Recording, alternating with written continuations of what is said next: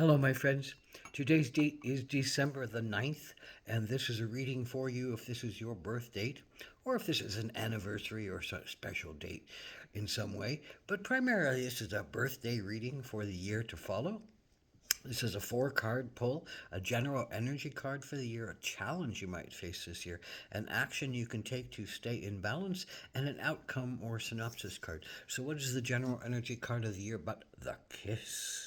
And what is the kiss except, there's something when something brushes against your lips and you taste something beside yourself. You taste something beyond yourself. You taste a connection to something or someone that gives you some kind of rush, gives you some kind of inspiration, that gives you some kind of push and want for more. And the kiss, well, the kiss can be something that's really good for you or something that's not so good for you. So it could be something that's addictive. Well, love is addictive in its own way, but this could be about love. This could be about love and kissing someone who really inflames you, who really pushes you to break some of your old rigidities and open yourself up to not being alone and see beyond yourself and think about possibilities. This could also be the kiss that talks about tasting something that gives you some kind of rush.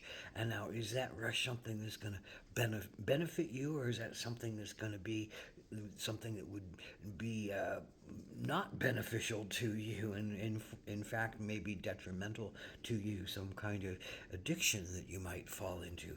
But that rush, that first kiss, that first rush, that sense of thraldom, that sense of, boy, wow, wow, it takes your mind away, it takes your breath away, it takes your soul away on some way, somewhere else, and puts it onto some beautiful heavenly place. Even if the thing that you're having this kiss toward is not that good for you in the long run, boy, that excitement, that promise, that taste, that kiss, that brush up against something that is beyond you, that is outside of you, or at least you think it's outside of you. But in essence, the kiss is really about who you are to yourself, and how excited about your own life and your own self you are, and the things that you taste and touch that you bring toward you as attractions, and the things you push away from you as repulsions. That's the other side of the kiss. Kiss off is the push away. A kiss is the invitation in. So what are those things that are causing you to stir in one way or another this year? Hopefully it's love. Hopefully it's something beneficial to you. But that's what you get to decide along the way and feel into as you come across it. But all in all, it's really that excitement of feeling something and someone outside of ourselves that could give us the sweetness that we want, give us the sugar that we want, give us the excitement outside of ourselves that say, oh, wow, okay, I'm not alone, I'm not abandoned, I'm not off by myself, I'm attracted to something or someone. I really have, an itch, a passion, a reflection that says, wow, this could be very remarkable to me. And in time, you might find out whether it's remarkable or not to you. So what is your particular challenge this year, December the 9th, folks? It is the Hanged Man. When the hangman in its upright position, when it's not a challenge, is the going with the flow, is the understanding that something mystical and marvelous and magical is about to happen, and you can't see it and you don't know what it is, and you're in essence hanging upside down in the birth canal waiting for your new life, waiting for your new sense of yourself, waiting for something mystical and magical to pop into your situation, into your present incarnation. And it's that patience. The hangmans are really about patience and trust. And so that's your challenge, is to have patience and to have trust that what you're doing is good for you. And maybe you don't have patience to wait for something, and you might push the limits of something with somebody, or with some kind of thing that holds a lot of sweetness as a kiss, but it doesn't necessarily hold a lot of promise for your most beneficial life and most beneficial health. And the other side of that is with the patience is the trust. To trust that you might be trusting that you're not worthy of somebody, trusting that this is too good to be true, trusting that on both sides of that, whether it's good or bad for you, you might be trusting whether you're worthy of the good things, or that you don't really believe that you can avoid the bad things about what you're attracted to, but yet you still have that kiss.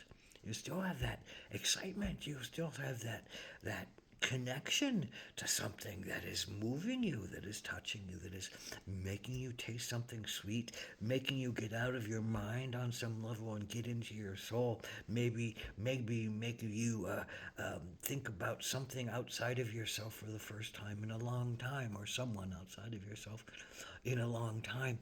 So what is the action you can take around this? Well, it's skunk. And skunk isn't really, I think, primarily about reputation. We all know about skunks. Their reputation precedes them and follows them and is everywhere if they've been around, because you smell them. The reputation of a skunk is, oh my God, avoid this. Oh my God, that could be dangerous. Oh my God, I don't want to stink like that. Oh my God, I don't want to you know, face those kind of dilemmas. So, if you're looking at something in the way of, some kind of attraction that is not the best for you, you might think about your reputation. You might think about, what does this mean for you? What are people going to think about you? What kind of esteem are people going to hold for you if you give yourself over to something that might not be the best for you, and it might alter your life and change your course. But the other side of the skunk is to learn how to not spray things, to not get angry at things or get fearful of things, and spray your own negativity toward them. There's another sense of reputation, learning how to control your own passions, learning how to control your own defenses, learning how to control your own stink, learning not to throw a lot of negative energy at someone and a lot of people, because you might get that reputation of being a stinker, of not being a friend to yourself or to others. So the idea here is, if you're following a love, you know, go slow, be patient, don't rush, don't push, don't be negative if something or someone is not coming to you as quickly as or as easily as you want, and send off some negative energy towards something.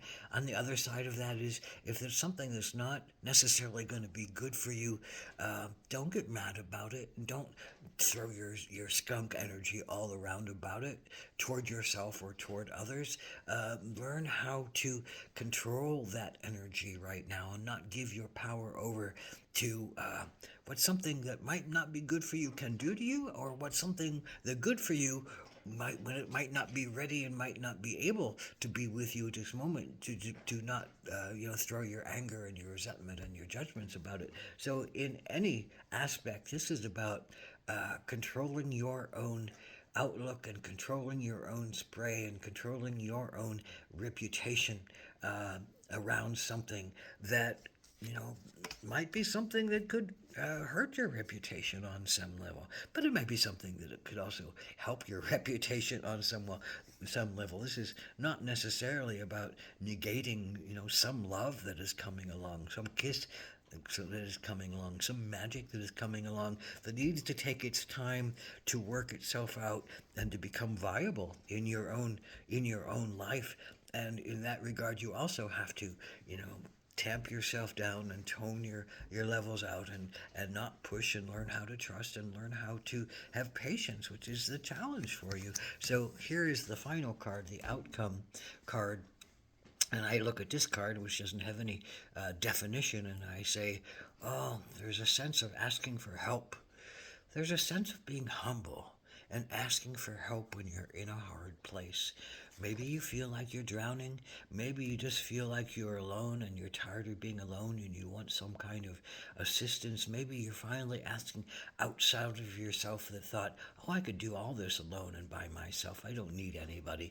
Maybe you're recognizing that you do need somebody and you do need that magic and you do need that kiss. Maybe you're recognizing that you don't need that kiss of that thing that did not serve you well and that you need help to get away from it. So, regardless, this is an asking for some kind of help uh, to for you to not feel alone and abandoned, either with something that doesn't serve you or waiting for something that does serve you, but you don't have any patience and you don't have any trust in it.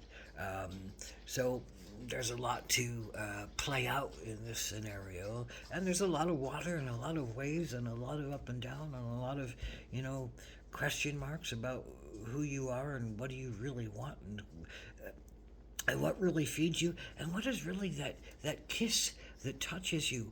Can you do that for yourself without that outside influence? Can you love yourself enough without that outside influence? Can you find the sweetness in your life enough without that outside influence?